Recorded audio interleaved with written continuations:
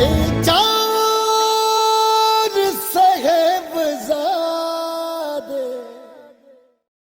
ਵਾਹਿਗੁਰੂ ਜੀ ਕਾ ਖਾਲਸਾ ਵਾਹਿਗੁਰੂ ਜੀ ਕੀ ਫਤਿਹ। ਆਓ ਅੱਜ 710 ਪੰਨੇ 'ਤੇ ਦੇਖੀਏ ਨੈਕਸਟ ਸ਼ਬਦ ਵਿੱਚ ਗੁਰੂ ਸਾਹਿਬ ਕੀ ਕਹਿ ਰਹੇ ਹਨ। ਨੈਕਸਟ ਸ਼ਬਦ ਜੈਤਸਰੀ ਬਾਣੀ ਵਿੱਚ, ਜੈਤਸਰੀ ਬਾਣੀ ਭਗਤਾਂ ਕੀ, ਇਹ ਭਗਤਾਂ ਕੀ ਬਾਣੀ ਹੈ ਔਰ ਇਹਦੇ 'ਚ ਰਵਿਦਾਸ ਜੀ ਦਾ ਇੱਕੋ ਇੱਕ ਸ਼ਬਦ ਹੈ, ਏਕ ਓਂਕਾਰ ਸਤਿਗੁਰ ਪ੍ਰਸਾਦ। ਨਾਥ ਕਛੂ ਨ ਜਾਨੋ, ਮਨ ਮਾਇਆ ਕੈ ਹੱਥ ਬਿਕਾਨੋ। ਰਹਾਓ। हे ਨਾਥ, हे ਪਰਮਾਤਮਾ, ਮੇਰਾ ਮਨ ਜਿਹੜਾ ਹੈ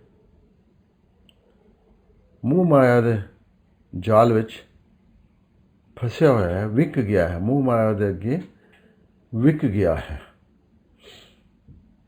ਮੂੰਹ ਮਾਇਆ ਦੀ ਲਾਲਚ ਵਿੱਚ, ਉਹਦੇ ਜਾਲ ਵਿੱਚ ਫਸ ਗਿਆ ਹੋਇਆ ਹੈ। हे ਪਰਮਾਤਮਾ, ਮੈਂ ਕੁਛ ਨਹੀਂ ਜਾਣਦਾ ਕਿ ਕੀ ਕਰਾਂ, ਹੁਣ ਇਹ ਕਿੱਦਾਂ ਹੋਇਆ ਹੈ। ਰਹਾਉ ਦੀ ਤੁਕ ਸੀ ਜੀ। ਤੁਮ ਕਹੀਤ ਹੋ ਜਗਤ ਗੁਰ ਸੁਆਮੀ, ਹਮ ਕਹੀਤ ਕਲਯੁਗ ਕੇ ਕਾਮੀ। हे ਨਾਥ, ਤੈਨੂੰ ਤੇ ਜਗਤ ਦਾ ਸੁਆਮੀ, ਜਗਤ ਦਾ ਰਖਵਾਲਾ ਮੰਨਿਆ ਜਾਂਦਾ ਹੈ ਔਰ ਮੈਂ ਕਲਯੁਗ ਦਾ ਵਿਸ਼ਈ ਹਾਂ, ਕਾਮੀ ਹਾਂ, ਘਟੀਆ ਕੰਮ ਕਰਨ ਵਾਲਾ ਹਾਂ। ਇਨ ਪੰਚਨ मेरो मन जो बिगाड़ियो, इन पंचन मेरो मन जो बिगाड़ियो, पल पल हर जीते अंतर पारियो। ਇਹ ਜਿਹੜੇ ਪੰਜ ਮੇਰੇ ਕਾਮ, ਕ੍ਰੋਧ, ਲੋਭ, ਮੋਹ, ਅਹੰਕਾਰ ਵਿਸ਼ਈ ਨੇ, ਇਹਨਾਂ ਨੇ ਮੇਰੇ ਮਨ ਨੂੰ ਵਿਗਾੜ ਦਿੱਤਾ ਹੋਇਆ ਹੈ। ਮਨ ਇਹਨਾਂ ਦੇ ਪੰਜਾਂ ਦੇ ਅਸਰ ਵਿੱਚ ਹੀ ਆਇਆ ਹੋਇਆ ਹੈ ਔਰ ਹਰ ਪਲ, ਕਿਉਂਕਿ ਇਹ ਘਟੀਆ ਕੰਮ ਹਰ ਟਾਈਮ 'ਤੇ ਕਰਦੇ ਰਹਿੰਦੇ ਹਨ, ਇਸ ਕਰਕੇ ਹਰ ਪਲ ਮੇਰਾ ਹਰੀ ਜੀ ਤੋਂ, ਪਰਮਾਤਮਾ ਤੋਂ ਦੂਰੀ ਵੱਧਦੀ ਜਾ ਰਹੀ ਹੈ। ਉਹ ਦੱਸ ਰਹੇ ਨੇ ਕਿ ਪਲ ਪਲ ਜੋ ਵੀ ਅਸੀਂ ਘਟੀਆ ਕੰਮ ਕਰਦੇ ਜਾਂਦੇ ਹਾਂ ਅਤੇ ਸਾਡੇ ਜਿਹੜਾ ਮੱਥੇ 'ਤੇ ਲਿਖਿਆ ਹੁੰਦਾ ਹੈ ਉਹ ਘਟੀਆ ਹੀ ਸਾਡੇ ਵਾਸਤੇ ਲਿਖਿਆ ਜਾਂਦਾ ਹੈ ਔਰ ਸਾਡੀ ਦੂਰੀ ਪਰਮਾਤਮਾ ਤੋਂ ਵੱਧਦੀ ਜਾਂਦੀ ਹੈ। ਜਦੋਂ ਅਸੀਂ ਨਾਮ ਸੇਵਨ ਕਰਾਂਗੇ, ਉਸ ਨੂੰ ਯਾਦ ਕਰਾਂਗੇ, ਨਾਮ ਦੀ ਵਣਜ ਦੀ ਵਪਾਰ ਕਰਾਂਗੇ, ਉਦੋਂ ਸਾਡਾ ਆਪਣੇ ਆਪ ਹੀ ਦੂਰੀ ਘਟਦੀ ਜਾਏਗੀ ਔਰ ਜਦੋਂ ਅਸੀਂ ਇੱਕ ਸਟੇਜ ਹੈ ਉਸ ਸਟੇਜ 'ਤੇ ਪਹੁੰਚ ਜਾਵਾਂਗੇ ਅਤੇ ਅਸੀਂ ਪਰਮਾਤਮਾ ਨੂੰ ਮਿਲ ਵੀ ਲਾਂਗੇ। ਜਤ ਦੇਖੋ ਤਤ ਦੁੱਖ ਕੀ ਰਾਸੀ, ਅਜੋ ਨ ਪਤਾਏ ਨਿਗਮ ਪਏ ਸਾਖੀ। ਮੈਂ ਜਿੱਧਰ ਵੀ ਦੇਖ ਰਿਹਾ ਹਾਂ ਸਾਰੇ ਦੁਖੀ ਹੀ ਦਿਸ ਰਹੇ ਹਨ। ਸਾਰਾ ਕੁਛ ਸਮਾਨ ਜਿਹੜਾ ਹੈ, ਖਾਣ ਪੀਣ ਦਾ ਸਮਾਨ ਔਰ ਬਾਕੀ ਸਾਰਾ ਸਮਾਨ ਜਿਹੜਾ ਹੈ ਉਹ ਦੁੱਖਾਂ ਦੇ ਵੱਲ ਹੀ ਸਾਨੂੰ ਸਾਰਿਆਂ ਨੂੰ ਤੋਰੀ ਜਾ ਰਿਹਾ ਹੈ। ਅਜੋ ਨਾ ਪੜ੍ਹਾਏ ਨਿਗਮ ਪਏ ਸਾਖੀ।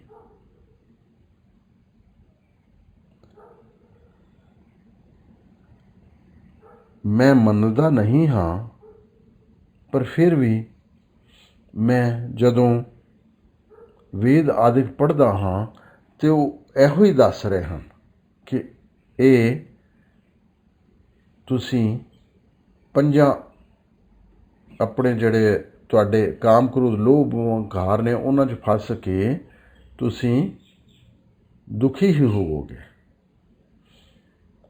ਗੌਤਮ ਨਾਰ ਉਮਾਪਤ ਸੁਆਮੀ, ਸੀਸ ਤਰਨ ਸਹਿਜ ਪੱਗਗਾਮੀ।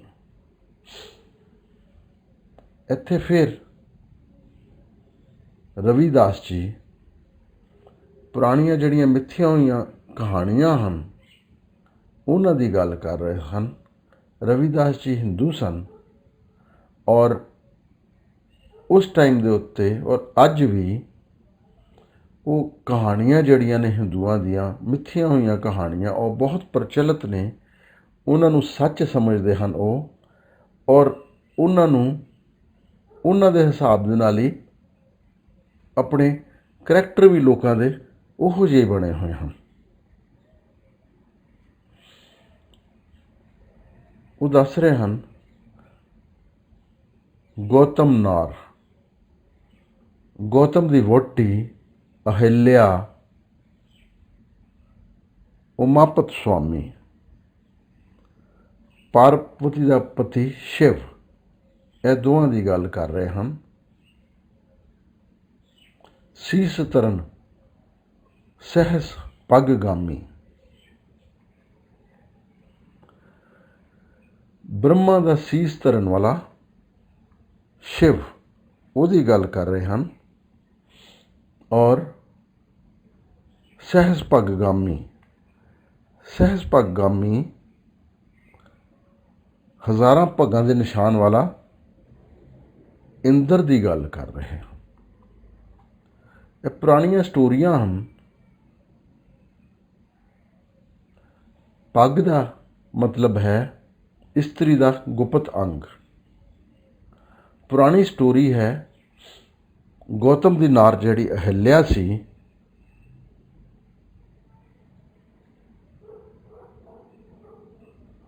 ਉਸ ਨੂੰ ਇੰਦਰ ਨੇ ਉਸ ਦੇ ਨਾਲ ਵਿਵਚਾਰ ਕੀਤਾ ਸੀ, ਘਟੀਆ ਕੰਮ ਕੀਤਾ ਸੀ, ਜਿਹਦੇ ਕਰਕੇ ਗੌਤਮ ਨੇ ਇੰਦਰ ਨੂੰ ਸ਼ਰਾਪ ਦੇ ਦਿੱਤਾ ਸੀ ਅਤੇ ਉਹਦੇ ਸਰੀਰ ਦੇ ਉੱਤੇ ਸਹਿਸ ਪੱਗਗਾਮੀ ਹਜ਼ਾਰਾਂ ਹੀ ਪੱਗ ਦੇ ਨਿਸ਼ਾਨ ਆ ਗਏ ਸਨ।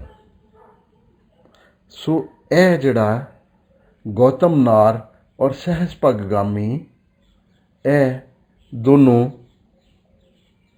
ਗੌਤਮ ਔਰ ਉਹਦੀ ਵਹੁਟੀ ਔਰ ਇੰਦਰ ਦੇ ਬਾਰੇ ਦੀ ਜਿਹੜੀ ਸਟੋਰੀ ਹੈ ਉਹਦੇ ਬਾਰੇ 'ਚ ਉਹਨਾਂ ਨੇ ਦੱਸਿਆ ਹੈ ਕਿ ਉਹ ਕਿਸ ਤਰ੍ਹਾਂ ਖੱਜਲ ਖੁਆਰ ਹੋਏ ਸਨ। ਉਹ ਵੀ ਇਹ ਦੱਸ ਰਹੇ ਹਨ ਕਿ ਉਹ ਖੱਜਲ ਖੁਆਰ ਜਿਹੜੇ ਹਨ ਐਸੇ ਆਪਣੇ 5 ਜਿਹੜੇ ਵਿਕਾਰ ਸਾਨੂੰ ਵਿਕਾਰਾਂ 'ਚ ਪਾਉਂਦੇ ਨੇ, ਕਾਮ, ਕ੍ਰੋਧ, ਲੋਭ, ਮੋਹ, ਅਹੰਕਾਰ, ਇਹ ਬੇਸਿਕਲੀ ਕਾਮ ਸੀਗਾ ਇਹਦੇ 'ਚ, ਔਰ ਉਧਰ ਕ੍ਰੋਧ ਵੀ ਸੀਗਾ ਗੌਤਮ ਜੀ ਦਾ, ਜਿਹਦੇ ਕਰਕੇ ਇਹ ਸਟੋਰੀ ਦੱਸਦੀ ਹੈ ਕਿ ਇੰਝ ਹੋ ਜਾਂਦਾ ਹੈ। ਕਾਮ ਕ੍ਰੋਧ ਵਿੱਚ ਸਾਰੇ ਹੀ ਫਸੇ ਹੁੰਦੇ ਹਨ ਔਰ ਉਹਦੇ 'ਚ ਪਰੇਸ਼ਾਨੀਆਂ ਵਿੱਚ ਜਾਂਦੇ ਹਨ। ਇਸੇ ਤਰ੍ਹਾਂ ਹੀ ਉਹਨਾਂ ਨੇ ਉਮਾਪਤ ਸੁਆਮੀ ਔਰ ਸੀਸ ਧਰਨ, ਉਮਾਪਤ ਸੁਆਮੀ ਪਾਰਵਤੀ ਦਾ ਪਤੀ ਸ਼ਿਵ ਦੀ ਗੱਲ ਕੀਤੀ ਹੈ, ਔਰ ਸੀਸ ਧਰਨ ਬ੍ਰਹਮਾ ਦਾ ਸਿਰ ਧਾਰਨ ਵਾਲਾ ਸ਼ਿਵ।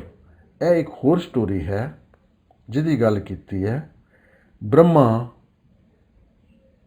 ਦਾ ਆਪਣਾ ਮਨ ਆਪਣੀ ਬੇਟੀ ਉੱਤੇ ਹੀ, ਆਪਣੀ ਲੜਕੀ ਉੱਤੇ ਹੀ ਆ ਗਿਆ ਸੀ ਅਤੇ ਉਹ ਉਸ ਦੇ ਨਾਲ ਘਟੀਆ ਕੰਮ ਕਰਨਾ ਚਾਹੁੰਦਾ ਸੀ। ਉਸ ਦੇ 4 ਮੁਖ ਸਨ, ਸਾਰੇ ਹੀ ਆਪਣੀ ਬੇਟੀ ਵੱਲ ਸਨ, ਅਤੇ ਬੇਟੀ ਨੇ ਬਚਣ ਵਾਸਤੇ ਆਕਾਸ਼ ਦੇ ਵੱਲ ਨੂੰ ਉੜਨਾ ਚਾਲੂ ਕਰ ਦਿੱਤਾ ਅਤੇ ਬ੍ਰਹਮਾ ਜੀ ਨੇ 5ਵਾਂ ਮੁਖ ਤਿਆਰ ਕਰਕੇ ਆਕਾਸ਼ ਵੱਲ ਨੂੰ ਭੇਜਣਾ ਚਾਲੂ ਕਰ ਦਿੱਤਾ, ਜਿਹੜਾ ਆਕਾਸ਼ ਦੇ ਵੱਲ ਆਪਣੀ ਬੇਟੀ ਦੇ ਪਿੱਛੇ ਪਿੱਛੇ ਜਾ ਰਿਹਾ ਸੀ। ਸ਼ਿਵ ਜੀ ਨੇ ਬਚਾਉਣ ਵਾਸਤੇ, ਬ੍ਰਹਮਾ ਦੇ ਕੋਲੋਂ ਉਹਦੀ ਬੇਟੀ ਨੂੰ ਬਚਾਉਣ ਵਾਸਤੇ ਉਹਦਾ 5ਵਾਂ ਸਿਰ ਕੱਟ ਦਿੱਤਾ, ਜਿਹੜਾ ਕਿ ਕਹਿੰਦੇ ਹਨ ਕਿ ਸ਼ਿਵ ਦੇ ਸਰੀਰ ਦੇ ਨਾਲ ਚੰਬੜ ਗਿਆ। ਇਹ ਵੀ ਦੱਸ ਰਹੇ ਹਨ ਇਸ ਸਟੋਰੀ ਵਿੱਚ ਕਿ ਕਿੱਦਾਂ ਇਹ ਜਿਹੜੇ 5 ਤੁਹਾਡੇ ਕਾਮ, ਕ੍ਰੋਧ, ਲੋਭ, ਮੋਹ, ਹੰਕਾਰ ਹਨ ਕਮਾਦਿਕ, ਇਹ ਤੁਹਾਨੂੰ ਕਿੱਦਾਂ ਪਰੇਸ਼ਾਨ ਕਰਦੇ ਹਨ। ਉਹਦੇ ਵਾਸਤੇ ਹੀ ਸਟੋਰੀ ਹੈ ਔਰ ਉਹਦੀ ਹੀ ਰੈਫਰੈਂਸ ਦੇ ਰਹੇ ਹਨ ਕਿ ਇਹ ਗੌਤਮ, ਬ੍ਰਹਮਾ, ਸ਼ਿਵ ਔਰ ਜਿਹੜੇ ਇੰਦਰ ਜੀ, ਇਹ ਸਾਰੇ ਦੇ ਸਾਰੇ ਜਿਹੜੇ ਹਿੰਦੂਆਂ ਦੇ ਭਗਵਾਨ ਹਨ, ਉਹ ਕਿਸ ਤਰ੍ਹਾਂ ਇਹਨਾਂ 5 ਕਾਮਦਿਕ, ਕਾਮ, ਕ੍ਰੋਧ, ਲੋਭ, ਮੋਹ, ਹੰਕਾਰ ਦੇ ਵਿੱਚ ਹੀ ਫਸ ਕੇ ਕਿੱਦਾਂ ਦੁਖੀ ਹੋਏ ਔਰ ਕਿੱਦਾਂ ਗਲਤ ਕੰਮ ਉਹਨਾਂ ਨੇ ਕੀਤੇ। ਇਨ ਦੂਤਨ ਖਲ ਬਧ ਕਰ ਮਾਰਿਓ, ਬੜੋ ਨਿਲਾਜ ਅਜਹੂ ਨਹੀਂ ਹਾਰਿਓ। ਇਹ ਜਿਹੜੇ ਭੈੜੇ ਦੂਤ ਸਨ, ਇਹਨਾਂ ਨੇ ਮੇਰੇ ਮਨ ਨੂੰ, ਇਹ ਜਿਹੜੇ 5 ਦੂਤ ਨੇ, ਇਹਨਾਂ ਨੇ ਮੇਰੇ ਮਨ ਨੂੰ, ਮੂਰਖ ਮਨ ਨੂੰ ਬੜੀ ਬੇਰਹਿਮੀ ਨਾਲ ਮਾਰ ਕੁਟਾਈ ਇਹਦੀ ਕੀਤੀ ਹੈ। ਇਨ ਦੂਤਨ ਖਲ ਬਧ ਕਰ ਮਾਰਿਓ, ਵੱਡੋ ਨਿਲਾਜ ਅਜਹੂ ਨਹੀਂ ਹਾਰਿਓ। ਬੜੇ ਬਹੁਤ ਜ਼ਿਆਦਾ ਇਹ ਨਿਲੱਜ ਹਨ, ਇਹਨਾਂ ਨੂੰ ਸ਼ਰਮ ਨਹੀਂ ਆਉਂਦੀ ਹੈ, ਹਾਲੇ ਵੀ ਇਹ ਮੇਰੇ ਪਿੱਛੇ ਪਏ ਹੋਏ ਹਨ ਔਰ ਮੈਨੂੰ ਹਰ ਟਾਈਮ ਉੱਤੇ ਪਰੇਸ਼ਾਨ ਕਰਦੇ ਰਹਿੰਦੇ ਹਨ। ਗੁਰੂ ਸਾਹਿਬ ਇਹ ਦੱਸਣਾ ਚਾਹ ਰਹੇ ਹਨ ਕਿ ਜਿਹੜੇ 5 ਤੁਹਾਡੇ ਕਾਮ, ਕ੍ਰੋਧ, ਲੋਭ, ਮੋਹ, ਅਹੰਕਾਰ ਹਨ, ਇਹ ਤੁਹਾਨੂੰ ਹਰ ਟਾਈਮ 'ਤੇ ਪਰੇਸ਼ਾਨ ਕਰਦੇ ਰਹਿੰਦੇ ਹਨ ਔਰ ਇਹਨਾਂ ਤੋਂ ਤੁਸੀਂ ਕਿਸ ਤਰ੍ਹਾਂ ਬਚਣਾ ਹੈ, ਇਹਨਾਂ ਤੋਂ ਬਚਣਾ ਹੀ ਮੇਨ ਕੰਮ ਹੈ ਤੁਹਾਡਾ ਕਿ ਕਿਸ ਤਰ੍ਹਾਂ ਇਹਨਾਂ ਕੋਲੋਂ ਬਚ ਕੇ ਔਰ ਇਹਨਾਂ ਨੂੰ ਕੰਟਰੋਲ ਕਰਕੇ ਆਪਣੇ ਕੰਟਰੋਲ 'ਚ ਰੱਖਣਾ ਹੈ। ਕਹੇ ਰਵਿਦਾਸ ਕਹਾਂ ਕੈਸਾ ਕੀਜੈ। ਰਵਿਦਾਸ ਜੀ ਕਹਿ ਰਹੇ ਹਨ ਕਿ ਮੈਨੂੰ ਦੱਸੋ ਕਿ ਮੈਂ ਕੀ ਕਰਾਂ ਔਰ ਕਿਸ ਤਰ੍ਹਾਂ ਕਰਾਂ। ਬਿਨ ਰਘੁਨਾਥ ਸਰਨ ਕਾਕੀ ਲੀਜੈ। ਫਿਰ ਆਪ ਹੀ ਉਹਦਾ ਆਨਸਰ ਦੇ ਰਹੇ ਹਨ ਕਿ ਰਘੁਨਾਥ ਪ੍ਰਭੂ, ਉਸ ਦੀ ਸ਼ਰਨ ਪੈਣ ਤੋਂ ਬਿਨਾਂ ਮੈਂ ਕੁਝ ਵੀ ਨਹੀਂ ਕਰ ਸਕਦਾ ਹਾਂ। ਇਹ ਪਰਮਾਤਮਾ ਹੀ ਹੈ ਜਿਹੜਾ ਮੈਨੂੰ ਮੇਰੇ 5 ਵਿਸ਼ਈ ਜਿਹੜੇ ਹਨ ਇਹਨਾਂ ਤੋਂ ਬਚਾ ਪਾਏਗਾ। ਇਹਦੇ ਨਾਲ ਸਾਡਾ ਜਿਹੜਾ ਜੈਤਸਰੀ ਰਾਗ ਦੀ ਬਾਣੀ ਸੀਗੀ ਉਹ ਖਤਮ ਹੋ ਗਈ। ਇਸ ਦੇ ਵਿੱਚ ਸਿਰਫ ਇੱਕ ਭਗਤ ਜੀ ਦੀ ਹੀ, ਰਵਿਦਾਸ ਜੀ ਦਾ ਹੀ ਸ਼ਬਦ ਆਇਆ ਹੈ, ਜਦ ਕਿ ਇਸ ਤੋਂ ਪਿਛਲੀ ਜਿਹੜੀ ਧਨਾਸਰੀ ਬਾਣੀ ਸੀਗੀ ਉਹਦੇ 'ਚ 7 ਜਣਿਆਂ ਦੇ, 7 ਭਗਤਾਂ ਦੇ, ਕਬੀਰ ਜੀ, ਨਾਮਦੇਵ ਜੀ, ਰਵਿਦਾਸ ਜੀ, ਤਰਲੋਚਨ ਜੀ, ਸੈਨ ਜੀ, ਪੀਪਾ ਜੀ ਔਰ ਧੰਨਾ ਜੀ, 7 ਭਗਤਾਂ ਦੀ ਬਾਣੀ ਆਈ ਸੀ। ਹੁਣ ਨੈਕਸਟ ਜਿਹੜਾ ਵੇ ਸਾਡਾ ਰਾਗ ਟੋਡੀ ਹੈ, ਇਹਦੇ ਵਿੱਚ ਵੀ ਸਿਰਫ ਇੱਕ ਹੀ ਭਗਤ ਜੀ, ਨਾਮਦੇਵ ਜੀ ਦੀ ਬਾਣੀ ਆਏਗੀ। ਅੱਛਾ, ਹੁਣ ਮੈਨੂੰ ਇਹ ਕੋਈ ਜਣਾ ਅਗਰ ਸਮਝਾ ਸਕੇ, ਮੈਨੂੰ ਨਹੀਂ ਐਗਜ਼ੈਕਟ ਪਤਾ ਕਿ ਇਹ ਜਿਹੜੇ ਭਗਤਾਂ ਨੇ ਬਾਣੀ ਆਪਣੀ ਜਦੋਂ ਉਚਾਰੀ ਸੀ ਕਿ ਉਹਨਾਂ ਨੇ ਹੀ ਕਿਹੜੇ ਰਾਗ ਦੇ ਵਿੱਚ ਇਹ ਬਾਣੀ ਗਾਣੀ ਚਾਹੀਦੀ ਹੈ ਉਹਨੂੰ ਪ੍ਰੈਸਕ੍ਰਾਈਬ ਕੀਤਾ ਸੀ ਕਿ ਗੁਰੂ ਸਾਹਿਬ ਨੇ ਉਸ ਬਾਣੀ ਨੂੰ ਗੁਰੂ ਗ੍ਰੰਥ ਸਾਹਿਬ ਦੇ ਵਿੱਚ ਦਰਜ ਕਰਨ ਦੇ ਵੇਲੇ ਆਪ ਉਹਨੂੰ ਪੜ੍ਹ ਕੇ, ਸੋਚ ਕੇ, ਸਮਝ ਕੇ ਅਤੇ ਉਹਦੇ ਵਾਸਤੇ ਉਹਨਾਂ ਨੇ ਪ੍ਰੈਸਕ੍ਰਾਈਬ ਰਾਗ ਕੀਤਾ ਸੀ। ਇਹ ਮੈਨੂੰ ਨਹੀਂ ਆਈਡੀਆ ਹੈ, ਕਿਸੇ ਹੋਰ ਨੂੰ ਆਈਡੀਆ ਹੋਏ ਤਾਂ ਪਲੀਜ਼ ਦੱਸਣ ਦੀ ਕਿਰਪਾ ਕਰੇ। ਨੈਕਸਟ ਹੈ ਜੀ 711 ਪੰਨੇ 'ਤੇ ਏਕ ਓਂਕਾਰ ਸਤਨਾਮ ਕਰਤਾ ਪੁਰਖ ਨਿਰਭਉ ਨਿਰਵੈਰ ਅਕਾਲ ਮੂਰਤ ਅਜੂਨੀ ਸੈਭੰਗ ਗੁਰ ਪ੍ਰਸਾਦ। ਇਸ ਥਾਂ 'ਤੇ ਪੂਰਾ ਹੀ ਇਹਨਾਂ ਨੇ ਲਿਖਿਆ ਹੈ ਗੁਰੂ ਸਾਹਿਬ ਨੇ, ਰਾਗ ਟੋਡੀ ਮਹੱਲਾ ਚੌਥਾ ਘਰ ਪਹਿਲਾ। ਇਹ ਸਭ ਤੋਂ ਪਹਿਲੇ ਮਹੱਲਾ ਚੌਥਾ ਦਾ ਸ਼ਬਦ ਇਹਦੇ 'ਚ ਆ ਰਿਹਾ ਹੈ।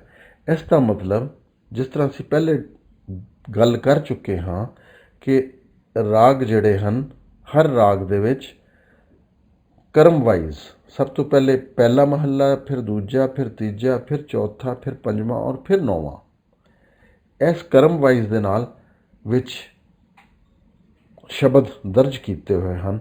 ਇੱਥੇ ਹੁਣ ਚੌਥਾ ਮਹੱਲਾ ਆ ਰਿਹਾ। ਇਹਦਾ ਮਤਲਬ ਇਹ ਹੋਇਆ ਕਿ ਰਾਗ ਟੋਡੀ ਦੇ ਵਿੱਚ ਪਹਿਲਾ, ਦੂਜਾ ਔਰ ਤੀਜਾ ਗੁਰੂ ਸਾਹਿਬ ਦੇ ਕੋਈ ਸ਼ਬਦ ਨਹੀਂ ਹਨ। ਇਹਦੇ ਵਿੱਚ ਵੀ ਸਿਰਫ ਤਿੰਨ ਹੀ ਗੁਰੂ ਸਾਹਿਬ ਦੇ, ਤਿੰਨ ਹੀ ਪਾਤਸ਼ਾਹੀਆਂ, ਚੌਥਾ, ਪੰਜਵਾਂ ਔਰ ਨੌਵਾਂ, ਤਿੰਨ ਹੀ ਪਾਤਸ਼ਾਹੀਆਂ ਦੇ ਸ਼ਬਦ ਹਨ। ਜਿਸ ਤਰ੍ਹਾਂ ਪਿਛਲੇ ਜੈਤਸਰੀ ਵਿੱਚ ਵੀ ਤਿੰਨ ਹੀ ਪਾਤਸ਼ਾਹੀਆਂ ਦੇ ਸ਼ਬਦ ਸਨ। ਪਹਿਲਾ, ਦੂਜਾ, ਤੀਜਾ ਦੇ ਦੋਨਾਂ ਦੇ ਵਿੱਚ ਕੋਈ ਸ਼ਬਦ ਨਹੀਂ ਹਨ, ਨਾ ਹੀ ਰਾਗ ਟੋਡੀ ਵਿੱਚ, ਨਾ ਜੈਤਸਰੀ ਵਿੱਚ। ਔਰ ਇਸ ਤੋਂ ਪਹਿਲਾਂ ਜਿਹੜੀ ਇਸ ਧਨਾਸਰੀ ਰਾਗ ਦੇ ਵਿੱਚ ਬਾਣੀ ਪੜ੍ਹੀ ਸੀਗੀ, ਉਹਦੇ 'ਚ 5 ਗੁਰੂਆਂ ਦੇ ਸ਼ਬਦ ਸਨ।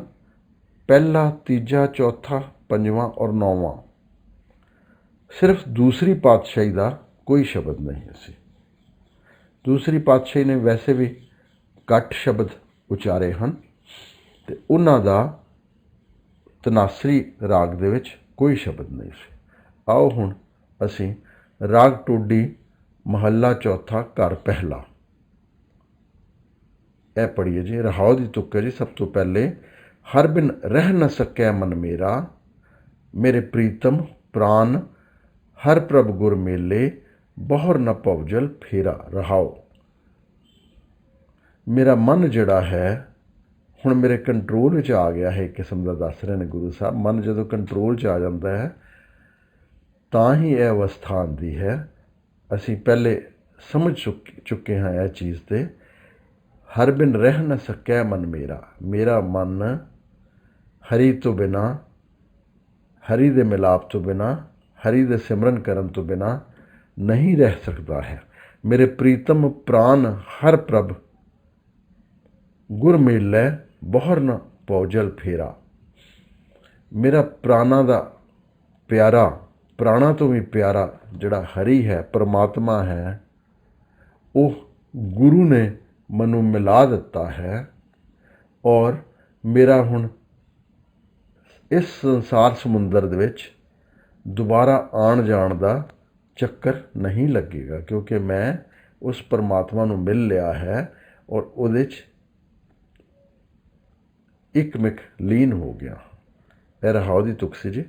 ਮੇਰੇ ਹੀਰੇ ਲੋਚ ਲੱਗੀ ਪ੍ਰਭ ਕੇਰੀ, ਹਰ ਨੈਨਹ ਹਰ ਪ੍ਰਭ ਹੀਰਾ। ਮੇਰੇ ਮਨ ਦੇ ਵਿੱਚ ਪ੍ਰਭੂ ਨੂੰ ਮਿਲਣ ਦੀ ਚਾਹ ਲੱਗੀ ਹੋਈ ਹੈ, ਤਾਂਘ ਲੱਗੀ ਹੋਈ ਹੈ, ਡਿਜ਼ਾਇਰ ਲੱਗੀ ਹੋਈ ਹੈ। ਤਾਂ ਮੈਂ ਆਪਣੇ ਨੈਣਾਂ ਦੇ ਨਾਲ, ਆਪਣੀਆਂ ਅੱਖਾਂ ਦੇ ਨਾਲ ਉਸ ਨੂੰ ਕਦੋਂ ਦੇਖ ਸਕਾਂ, ਇਹੀ ਮੇਰੀ ਸੋਚ ਔਰ ਡਿਜ਼ਾਇਰ ਚੱਲ ਰਹੀ ਹੈ।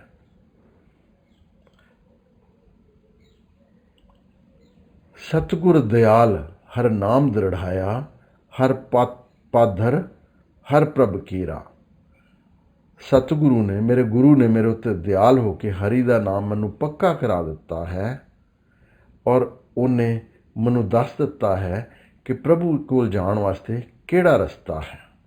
ਪਾਧਰ ਰਸਤਾ। ਹਰ ਰੰਗੀ ਹਰ ਨਾਮ ਪ੍ਰਭ ਪਾਇਆ, ਹਰ ਗੋਬਿੰਦ ਹਰ ਪ੍ਰਭ ਕੇਰਾ।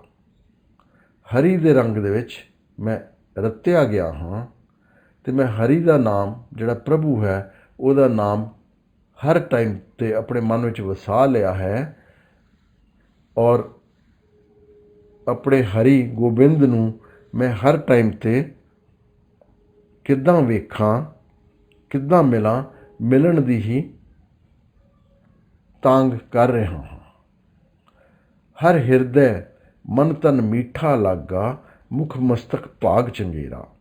ਮੇਰੇ ਮੱਥੇ ਦੇ ਉੱਤੇ ਚੰਗੇ ਭਾਗ ਲਿਖੇ ਹੋਏ ਸੀਗੇ, ਮਤਲਬ ਕਿ ਮੈਂ ਆਪਣੇ ਕਰਮਾਂ ਦੇ ਹਿਸਾਬ ਨਾਲ ਜੋ ਮੇਰੇ ਮਸਤਕ ਉੱਤੇ ਲਿਖਿਆ ਸੀ ਉਹ ਚੰਗੇ ਭਾਗ ਸਨ ਮੇਰੇ, ਔਰ ਇਸ ਲਈ ਮੇਰੇ ਹਿਰਦੇ ਦੇ ਵਿੱਚ, ਮਨ ਔਰ ਤਨ ਦੇ ਵਿੱਚ ਸਾਰਾ ਟਾਈਮ 'ਤੇ ਉਹ ਹਰੀ ਦਾ ਹੀ ਮਿੱਠਾ ਆਨੰਦ ਜਿਹੜਾ ਹੈ ਉਹ ਮਿਲਦਾ ਰਹਿੰਦਾ ਹੈ। ਲੋਭ ਵਿਕਾਰ ਜਿਨ੍ਹਾਂ ਮਨ ਲਾਗਾ, ਹਰ ਵਿਸਰਿਆ ਪੁਰਖ ਚੰਗੇਰਾ। ਜਿਨ੍ਹਾਂ ਦੇ ਵੀ ਮਨ ਦੇ ਵਿੱਚ ਲਾਲਚ ਔਰ ਭੈੜੇ ਕੰਮਾਂ ਦੇ ਵਿੱਚ ਪੈ ਜਾਂਦੇ ਹਨ, ਉਹਨਾਂ ਨੇ ਹਰੀ ਨੂੰ ਭੁਲਾ ਦਿੱਤਾ ਹੁੰਦਾ ਹੈ। ਹਰੀ ਉਹਨਾਂ ਦੇ ਮਨ ਵਿੱਚੋਂ ਭੁੱਲ ਜਾਂਦਾ ਹੈ, ਔਰ ਉਹ ਜਿਹੜਾ ਚੰਗਾ ਪੁਰਖ ਹੈ ਉਸ ਨੂੰ ਨਹੀਂ ਯਾਦ ਕਰ ਪਾਉਂਦੇ ਹਨ। ਉਹ ਮਨਮੁਖ ਮੂੜ ਅਗਿਆਨੀ, ਕਹੀਏ ਤਿਨ ਮਸਤਕ ਭਾਗ ਮੰਦੇਰਾ। ਇਹ ਜਿਹੜੇ ਆਪਣੇ ਮਨ ਉੱਤੇ ਚੱਲਣ ਵਾਲੇ ਅਗਿਆਨੀ ਆਦਮੀ ਹਨ, ਜਿਨ੍ਹਾਂ ਨੂੰ ਕੋਈ ਗਿਆਨ ਦਾ ਪਤਾ ਹੀ ਨਹੀਂ ਹੈ, ਜਿਹੜੇ ਮੂਰਖ ਹਨ, ਉਹ ਇਹੋ ਹੀ ਕਹਿੰਦੇ ਹਨ ਕਿ ਮੇਰੇ ਮਸਤਕ ਦੇ ਉੱਤੇ ਭਾਗ ਹੀ ਨਹੀਂ ਲਿਖੇ ਸੀਗੇ, ਸੋ ਇਸ ਕਰਕੇ ਇਹ ਹੋ ਰਿਹਾ ਹੈ। ਉਹ ਇਹ ਨਹੀਂ ਸੋਚਦੇ ਹਨ ਕਿ ਆਪਣੇ ਮਨ ਨੂੰ ਅਸੀਂ ਜੇ ਕੰਟਰੋਲ ਕਰੀਏ ਤਾਂ ਅਸੀਂ ਵੀ ਚੰਗੇ ਪਾਸੇ ਚੱਲ ਸਕਦੇ ਹਾਂ। ਉਹ ਮਸਤਕ ਨੂੰ ਹੀ ਆਪਣਾ ਦੋਸ਼ ਦੇ ਦਿੰਦੇ ਹਨ ਕਿ ਉਹਦੇ ਉੱਤੇ ਮੰਦਾ ਲਿਖਿਆ ਸੀ, ਭੈੜਾ ਲਿਖਿਆ ਸੀ, ਬੈਡ ਲਿਖਿਆ ਸੀਗਾ, ਸੋ ਇਸ ਕਰਕੇ ਹੀ ਇਸ ਰਸਤੇ 'ਚ ਅਸੀਂ ਪੈ ਗਏ ਹਾਂ। ਵਿਵੇਕ ਬੁੱਧ ਸਤਿਗੁਰ ਤੇ ਪਾਈ, ਗੁਰ ਗਿਆਨ ਗੁਰੂ ਪ੍ਰਭ ਕੇਰਾ।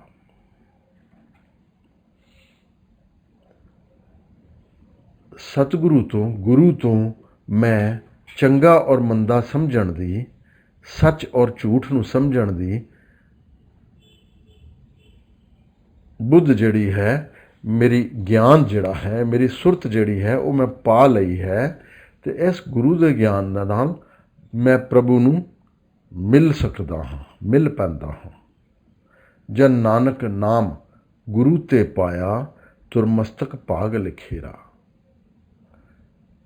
ਤੁਰੋਂ ਹੀ ਉੱਪਰੋਂ ਪਰਮਾਤਮਾ ਤੋਂ ਹੀ, ਜਿਹਦੇ ਮਸਤਕ ਦੇ ਉੱਤੇ ਉਹਦੇ ਚੰਗੇ ਕੰਮਾਂ ਕਰਕੇ ਚੰਗੇ ਭਾਗ ਲਿਖੇ ਹੁੰਦੇ ਹਨ, ਨਾਨਕ ਕਹਿੰਦੇ ਹਨ ਕਿ ਉਹ ਗੁਰੂ ਤੋਂ, ਉਸ ਨੂੰ ਗੁਰੂ ਦੇ ਕੋਲੋਂ ਪਰਮਾਤਮਾ ਦਾ ਨਾਮ ਮਿਲ ਜਾਂਦਾ ਹੈ।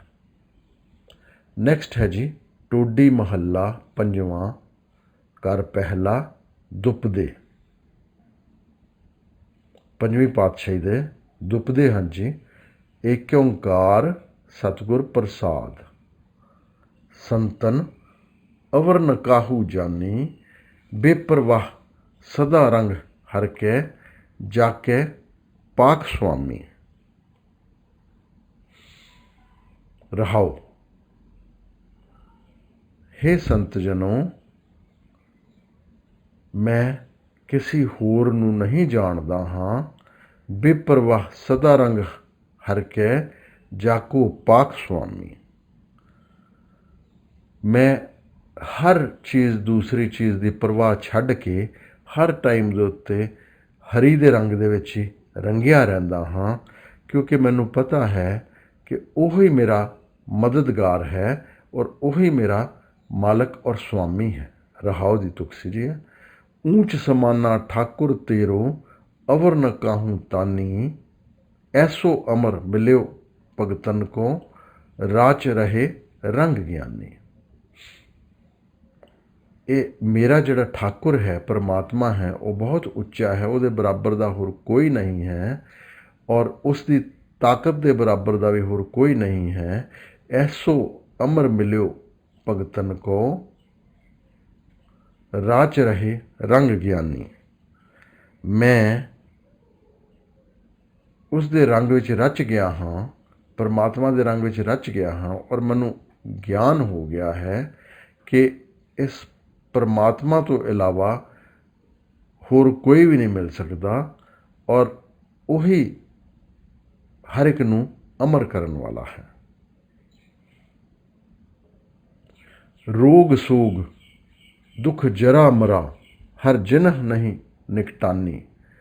ਜਿਹੜਾ ਵੀ ਪਰਮਾਤਮਾ ਨੂੰ ਆਪਣੇ ਮਨ ਵਿੱਚ ਵਸਾ ਲੈਂਦਾ ਹੈ ਉਹਨੂੰ ਕੋਈ ਵੀ ਰੋਗ, ਚਿੰਤਾ, ਦੁੱਖ, ਬੁਢਾਪਾ, ਮਰਨ ਦਾ ਡਰ ਉਹਦੇ ਨੇੜੇ ਵੀ ਨਹੀਂ ਆਉਂਦਾ ਹੈ। ਉਹ ਨਿਡਰ ਹੋ ਜਾਂਦਾ ਹੈ ਇਹਨਾਂ ਸਾਰੀਆਂ ਚੀਜ਼ਾਂ ਤੋਂ। ਨਿਰਭਉ ਹੋਏ ਰਹੇ ਲਿਵ ਏਕੈ, ਨਾਨਕ ਹਰ ਮਨ ਮਾਨੇ। ਨਾਨਕ ਕਹਿ ਰਹੇ ਹਨ ਕਿ ਹਰੀ ਦੇ ਨਾਲ ਉਹਦਾ ਮਨ ਮੰਨ ਗਿਆ ਹੈ, ਹਰੀ ਦੇ ਨਾਲ ਉਹਦਾ ਮਨ ਹਰ ਟਾਈਮ 'ਤੇ ਜੁੜਿਆ ਰਹਿੰਦਾ ਹੈ ਔਰ ਉਸੇ ਇੱਕ ਪਰਮਾਤਮਾ ਦੀ ਲਿਵ ਦੇ ਵਿੱਚ ਹੀ ਲੱਗਾ ਹੋਇਆ ਉਹ ਨਿਰਭਉ ਹੋ ਗਿਆ ਹੈ। ਟੋਡੀ ਮਹੱਲਾ ਪੰਜਵਾਂ। ਨੈਕਸਟ ਸ਼ਬਦ ਜੀ, ਦੋ ਤੁੱਕਾ। ਹਰ ਬਿਸਰਤ ਸਦਾ ਖੁਆਰੀ। ਜੇ ਹਰੀ ਨੂੰ ਭੁੱਲ ਜਾਓਗੇ ਤਾਂ ਸਦਾ ਤੁਸੀਂ ਪਰੇਸ਼ਾਨ ਹੀ ਹੁੰਦੇ ਰਹੋਗੇ, ਦੁਖੀ ਹੀ ਹੁੰਦੇ ਰਹੋਗੇ। ਤਾਕੋ ਧੋਖਾ ਕਹਾਂ ਵਿਆਪੇ, ਜਾਕੋ ਓਟ ਤੁਮਹਾਰੀ ਰਹਾਓ। ਗੁਰੂ ਸਾਹਿਬ ਕਹਿ ਰਹੇ ਹਨ ਕਿ ਜਿਹੜਾ ਤੇਰੀ ਸ਼ਰਨ ਦੇ ਵਿੱਚ ਆ ਜਾਂਦੇ ਹਨ ਉਹਨੂੰ ਕੋਈ ਵੀ ਕਿਸੇ ਕਿਸਮ ਦਾ ਵੀ ਧੋਖਾ ਨਹੀਂ ਹੋ ਸਕਦਾ ਔਰ ਦੁੱਖ ਨਹੀਂ ਹੋ ਸਕਦੇ ਹਨ। ਇਹ ਰਹਾਓ ਦੀ ਤੁਕ ਸੀ ਜੀ। ਬਿਨ ਸਿਮਰਨ ਜੋ ਜੀਵਨ ਬਲਨਾ, ਸਰਪ ਜੈਸੇ ਅਰਜਾਰੀ। ਜਿਹਦਾ ਵੀ ਜੀਵਨ, ਜਿਹੜਾ ਵੀ ਆਪਣੀ ਸਾਰੀ ਉਮਰ ਸਿਮਰਨ ਤੋਂ ਬਿਨਾਂ ਕੱਟਦਾ ਹੈ ਉਹ ਇਸ ਤਰ੍ਹਾਂ ਹੀ ਹੈ ਜਿੱਦਾਂ ਉਹਦੀ ਸਾਰੀ ਦੀ ਸਾਰੀ ਉਮਰ ਸੱਪ ਦੇ ਵਾਂਗੂ ਗੁਜ਼ਰ ਗਈ ਹੈ। ਸੱਪ ਆਪਣੇ ਮਨ ਦੇ ਵਿੱਚ ਹਮੇਸ਼ਾ ਜ਼ਹਿਰ ਤਿਆਰ ਕਰਦਾ ਰਹਿੰਦਾ ਹੈ। ਉਹ ਕਦੀ ਵੀ ਚੰਗੀ ਚੀਜ਼ ਨੂੰ ਇਕੱਠਾ ਨਹੀਂ ਕਰਦਾ ਹੈ ਅਤੇ ਸਿਮਰਨ ਤੋਂ ਬਿਨਾਂ ਗੁਰੂ ਸਾਹਿਬ ਕਹਿ ਰਹੇ ਹਨ ਕਿ ਉਹ ਇੱਕ ਕਿਸਮ ਦਾ ਸੱਪ ਦੀ ਜੂਨੀ ਵਿੱਚ ਹੀ ਹੈ, ਸਾਰਾ ਟਾਈਮ ਦੇ ਉੱਤੇ ਜ਼ਹਿਰ ਹੀ ਤਿਆਰ ਕਰਦਾ ਰਹਿੰਦਾ ਹੈ। ਅਸੀਂ ਵੀ ਆਪਣੇ ਮਨ ਦੇ ਵਿੱਚ ਦੂਜੇ ਦੀ ਨਿੰਦਾ ਕਰਕੇ, ਦੂਜੇ ਦੇ ਨਾਲ ਈਰਖਾ ਕਰਕੇ, ਦੂਜੇ ਦੇ ਨਾਲ ਕਾਮ ਕ੍ਰੋਧ ਔਰ ਕਈ ਕਿਸਮ ਦੇ ਵਿਕਾਰ ਕਰਕੇ ਆਪਣੇ ਮਨ ਨੂੰ ਕ੍ਰੋਧ ਵਿੱਚ ਰੱਖ ਕੇ ਆਪਣੇ ਅੰਦਰ ਜ਼ਹਿਰ ਹੀ ਤਿਆਰ ਕਰਦੇ ਰਹਿੰਦੇ ਹਨ ਸੱਪ ਦੀ ਤਰ੍ਹਾਂ। ਇੰਝ ਇਹ ਗੁਰੂ ਸਾਹਿਬ ਦੱਸ ਰਹੇ ਹਨ ਕਿ ਜਿਹੜਾ ਇੰਝ ਦੇ ਕੰਮ ਕਰਦਾ ਹੈ ਉਹਦੀ ਜ਼ਿੰਦਗੀ ਸੱਪ ਵਾਂਗੂ ਹੀ ਹੈ। ਨਵ ਖੰਡਨ ਕੋ ਰਾਜ ਕਮਾਵੇ, ਅੰਤ ਚਲੇ ਗੋਹਾਰੀ। ਜੇ ਇਹੋ ਜਿਹਾ ਬੰਦਾ ਜਿਹੜਾ ਸਿਮਰਨ ਨਹੀਂ ਕਰਦਾ ਹੈ ਉਹ ਭਾਵੇਂ ਇਸ ਧਰਤੀ ਦੇ 9 ਕਿਸਮ ਦੇ ਹਰ ਕਿਸਮ ਦੇ ਖਜ਼ਾਨੇ ਜਿਹੜੇ ਹਨ ਉਹਨੂੰ ਮਿਲ ਜਾਣ, ਉਹਨਾਂ ਵਿੱਚ ਉਹ ਰਾਜ ਕਰਦਾ ਰਹੇ, ਫਿਰ ਵੀ ਕੋਈ ਫਾਇਦਾ ਨਹੀਂ ਹੈ। ਅੰਤ ਦੇ ਵਿੱਚ ਤਾਂ ਉਹਨੇ ਹਾਰ ਕੇ ਇੱਥੋਂ ਚਲੇ ਹੀ ਜਾਣਾ ਔਰ ਜਿਹੜਾ ਵੀ ਜਾਂਦਾ ਹੈ ਉਹ ਖਾਲੀ ਹੱਥ ਹੀ ਜਾਂਦਾ ਹੈ, ਕੁਝ ਲੈ ਕੇ ਨਹੀਂ ਜਾਂਦਾ ਸਵਾਏ ਨਾਮ ਤੋਂ। ਗੁਰੂ ਸਾਹਿਬ ਨੇ ਸਾਨੂੰ ਸਮਝਾ ਦਿੱਤਾ ਹੋਇਆ, ਅਸੀਂ ਪਿੱਛੇ ਪੜ੍ਹ ਕੇ ਸਮਝ ਚੁੱਕੇ ਹਾਂ ਕਿ ਨਾਮ ਤੋਂ ਬਿਨਾਂ ਕੁਛ ਵੀ ਸਾਡੇ ਨਾਲ ਨਹੀਂ ਜਾਂਦਾ ਹੈ। ਗੁਣ ਨਿਧਾਨ ਗੁਣ ਤਿੰਨ ਹੀ ਗਾਏ, ਜਾਕੋ ਕਿਰਪਾ ਤਾਰੀ। ਗੁਣਾਂ ਦੇ ਖਜ਼ਾਨਾ ਜਿਹੜਾ ਵਾਹਿਗੁਰੂ ਹੈ, ਪਰਮਾਤਮਾ ਗੁਣਾਂ ਦਾ ਖਜ਼ਾਨਾ, ਉਸ ਦੇ ਗੁਣ ਉਹੀ ਗਾ ਸਕਦਾ ਹੈ ਜਿਹਦੇ ਉੱਤੇ ਉਹ ਆਪ ਹੀ ਕਿਰਪਾ ਕਰਦਾ ਹੈ। ਸੋ ਸੁਖੀਆ ਤਨ ਉਸ ਜਨਮਾ, ਨਾਨਕ ਤਿਸ ਬਲਿਹਾਰੀ। ਉਹ ਸੁਖੀ ਹੈ ਜਿਹੜਾ ਗੁਰੂ ਦੇ ਕਹਿਣੇ ਦੇ ਹਿਸਾਬ ਦੇ ਨਾਲ ਪਰਮਾਤਮਾ ਦਾ ਸਿਮਰਨ ਕਰਦਾ ਰਹਿੰਦਾ ਹੈ ਔਰ ਉਸ ਦਾ ਜਨਮ ਜਿਹੜਾ ਹੈ ਉਹ ਸਫਲ ਹੋ ਗਿਆ ਹੈ ਔਰ ਉਹ ਧਨ ਹੈ ਔਰ ਨਾਨਕ ਉਸ ਤੋਂ ਬਲਿਹਾਰੀ ਜਾਂਦੇ ਹਨ। ਅੱਜ ਦੇ ਲਈ ਇੰਨਾ ਹੀ ਜੀ। ਭੁੱਲਾਂ ਚੁੱਕੇ ਦੀ ਮਾਫੀ। ਵਾਹਿਗੁਰੂ ਜੀ ਕਾ ਖਾਲਸਾ, ਵਾਹਿਗੁਰੂ ਜੀ ਕੀ ਫਤਿਹ।